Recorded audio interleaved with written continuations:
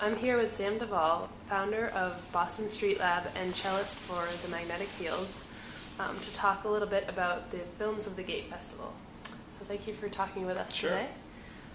So can you tell us a little bit about the Films of the Gate Festival and where the idea came from and how it's evolved? Yeah.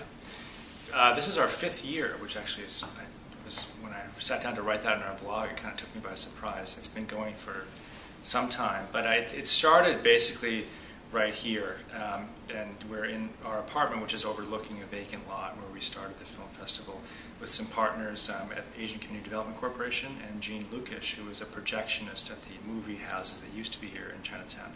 And it really began with an impetus based on seeing an empty lot in our neighborhood.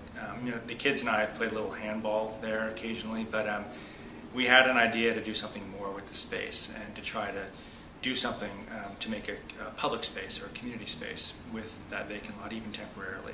And so it was actually Jeremy Liu at ACDC got us together with Gene, and we started talking about movies and her work and being a projectionist, and she had some great film ideas and was talking about how she used to remember the kids running down the aisles at the movie theaters, and it sounded beautiful to us. And so we, over the course of a year, figured out how to actually do that in a vacant lot and put on the show. And I think after the first year, seeing how well loved it was no question that we were going to keep doing it.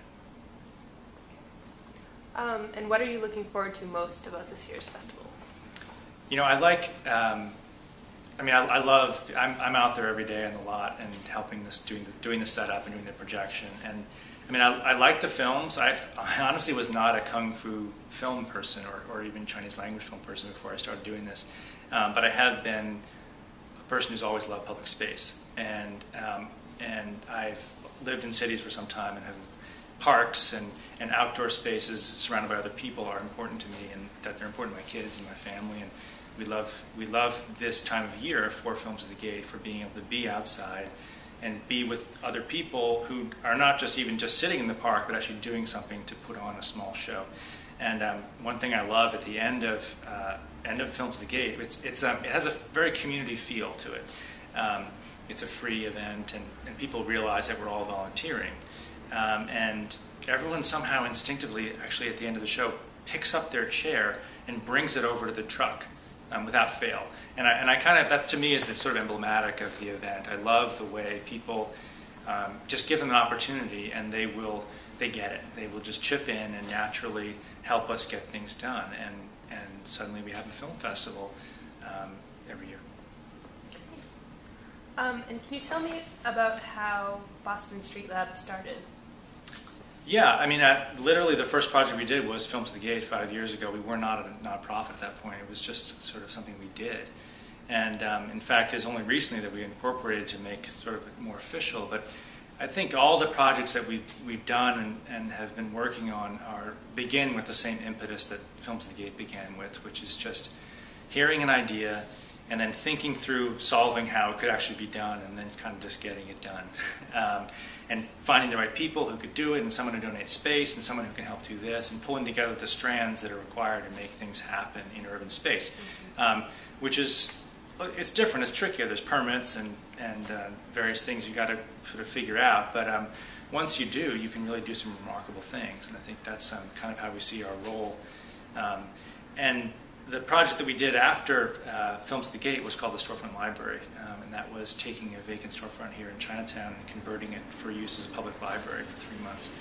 And that was a really fantastic project. I was there every day in the library, and it was one of the most remarkable jobs I've ever had. Actually, I was behind the desk checking out books for people, and I think it was actually what was great is that in most sort of institutions, you rarely get to be around. I mean, everyone who was working in the space had a hand in building it, so we were all there.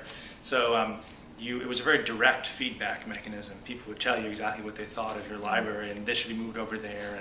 And so for a sort of a nonprofit director or whatever you want to call me, or someone who has done work behind the scenes to make something happen, to actually be there while it's happening, and to hear everyone's comments. At first was actually sort of rough at times, but it was actually very addictive for me, and I really feel like I want to be on the ground. Same way I think I'm there at Films to the Gate. Like if it goes wrong, you'll see me running around.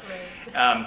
I kind of love that challenge, and so it was an amazing time actually to be in that library and to see people who hadn't had a library branch in over 50 years using a library and loving it and wanting to think again about how to bring library services permanently to Chinatown, whether it be a branch someday or in some other form. And in fact, some of the books that we then donated back to a group that's doing advocacy in Chinatown for a new library. And they were actually out on the Greenway last week sharing those books and some of these ideas with people in the Chinatown Park. So I think we hope that all of these projects that we do, even if they are temporary, become a catalyst for longer term plans. Some of them may even last for 5 years, but ideally will always be a catalyst for something happening for downtown Boston. And what can we expect in the near future from Boston Street Lab? What's next?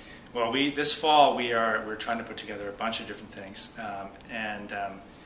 you know, the storefront library for me was actually about, what was eye-opening about it was we did a lot of programs, not just the books, but we had other kinds of programs that you would find in the library, and some of those really clicked in a storefront space, in having people be able to walk up and see through a storefront window something happening and join in. Was very intriguing to me, and I think it was intriguing to people who worked in the project. And so the next project we're working on is actually going to take those programs and try to build a new storefront around those types of programs. So it's not a library as much as it is a venue, I'd call it. Maybe you can call it a cultural or community center. I don't think we've settled on the name exactly, but certainly what you should expect would be a street level space where you can walk up or walk by and see all sorts of programs going on that will be free or low cost and available to you. I think what we want to see in downtown Boston is more of that. That there's always going to be room for large institutions and bigger theaters and schools and these kinds of things, but what we're focused on is what happens right at the street level. And if we can take a vacant storefront, which is what we're looking for, so if you own one out there, give me a call. We're looking to take a storefront and transform it for a period of time to try to bring some of these programs and experiment with them and see how we can enliven downtown Boston. And one last question. What is your favorite part of the Greenway? Favorite part of the Greenway? Oh, absolutely. I talk to you for hours about that. I mean, we moved here because, not just because of what the Greenway is or can be, but because this part of Boston is changing. And I think I'm drawn to that. And the same way, I mean, one of my other favorite cities, well, is Berlin. They had a rupture of another scale, but it's similar in a way. Like you see this in cities that have a big change for whatever reason. I'm drawn to those kind of spaces. And so it's less the amenities that the Greenway is actually providing me today than the possibilities that downtown Boston has because of the changes that have happened here. That's why we're here. That's why we moved here, downtown. And but my favorite parts today, besides Films to the Gate happening this week, would be Dewey Square and the Farmers Market. I can't live without that right now. I mean, it's hard to find that same kind of food and those options down here. And the Clover Food Truck, they're my heroes of the day. I love that place, and I love their approach to things.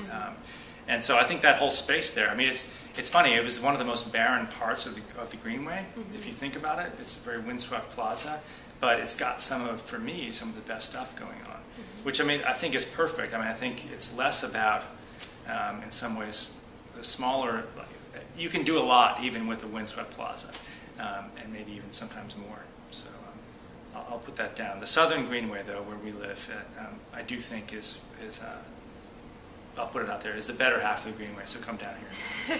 Great. Well, thank you so much for speaking with us. Sure.